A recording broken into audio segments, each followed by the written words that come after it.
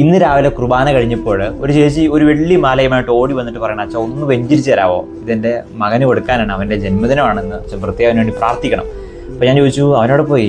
അപ്പോൾ ചേച്ചി പറയാണ്, അച്ഛാ അവൻ ഇന്ന് വേളാങ്കണ്ണിക്ക് പോയിക്കണം, കഴിഞ്ഞ ദിവസം പോയതാണ്, അവൻ ഇവിടെ ഇല്ല. അപ്പോൾ ഞാൻ പറഞ്ഞു, ജന്മദിനമായിട്ട് മകൻ കൂടെ ഇന്ന് ഇവിടെ ഇല്ലല്ലോ എന്ന് ഞാൻ ചോദിച്ചപ്പോൾ ചേച്ചി അതിനിപ്പോൾ എന്താ അച്ഛാ, അവന് മാതാവിൻ്റെ കൂടെയല്ലേ, അതല്ലേ ഏറ്റവും വലിയ ഭാഗ്യം, ഇന്ന് ജന്മദിനത്തിന് മാതാവിൻ്റെ കൂടെ ആയിരിക്കാൻ സാധിച്ചല്ലോ. നോക്കൂ എത്ര വ്യത്യസ്തമായിട്ടാണ് ഈ ചേച്ചി ഇതിനെ നോക്കിക്കണ്ടത്. വിശ്വാസമുള്ളൊരു വ്യക്തിയും വിശ്വാസമില്ലാത്തൊരു വ്യക്തിയും നോക്കിക്കാണുന്നത് രണ്ട് തരത്തിലാണ്. എല്ലാ കാര്യങ്ങളെയും നമുക്ക് വിശ്വാസത്തിൻ്റെ കണ്ണിലൂടെ കാണാൻ സാധിക്കട്ടെ. ഇന്നത്തെ രണ്ട് വായനകളും വിശ്വാസവുമായിട്ട് ബന്ധപ്പെട്ടാണ്. സുവിശേഷത്തിൽ അന്ധനായൊരു മനുഷ്യനെ യേശു സുഖപ്പെടുത്തിയതിന് ശേഷമുള്ള രംഗമാണ്. ഇവിടെ ഈ അന്ധൻ പടിപടിയായിട്ട് യേശുവിനെ തിരിച്ചറിഞ്ഞ് വിശ്വാസത്തിലേക്ക് വളരുന്ന ഒരു രംഗമാണ്. മനോഹരമായൊരു കാഴ്ചയാണ് നമ്മൾ കണ്ടുമുട്ടുക. ഡാനിയേലച്ചൻ്റെ അധികാരികൾ ഡാനിയേലച്ചനെ കുറിച്ച് എഴുതിയത് ഇങ്ങനെയാണ്: ഒട്ടും വിശ്വാസമില്ലാത്ത ഒരു ബ്രദർ.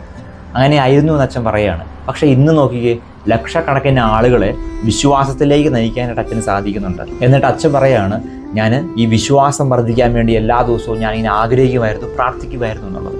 നമ്മുടെ ജീവിതത്തിൽ ഈ വിശ്വാസത്തിൽ വളരാൻ വേണ്ടിയിട്ട് എല്ലാ ദിവസവും നമ്മൾ ആഗ്രഹിക്കണം. നമ്മൾ ഭൗതികമായ കാര്യങ്ങൾ ചോദിക്കുന്നുണ്ട്, പക്ഷേ ആത്മീയമായ കാര്യങ്ങൾ നമ്മൾ ചോദിച്ചു കഴിഞ്ഞാൽ അത് ഉറപ്പായിട്ടും എന്നെങ്കിലും ദൈവം നമുക്കത് തരും എന്നുള്ളതാണ്. അതുകൊണ്ട് ആത്മീയമായ വളർച്ച, വിശ്വാസത്തിൽ എല്ലാ ദിവസവും വളരാൻ വേണ്ടിയിട്ട് ശ്ലീഹന്മാർ പ്രാർത്ഥിച്ചതുപോലെ എൻ്റെ വിശ്വാസം വർദ്ധിപ്പിക്കണമേ എന്ന് ഓരോ ദിവസവും നമുക്ക് പ്രാർത്ഥിക്കാൻ സാധിക്കട്ടെ.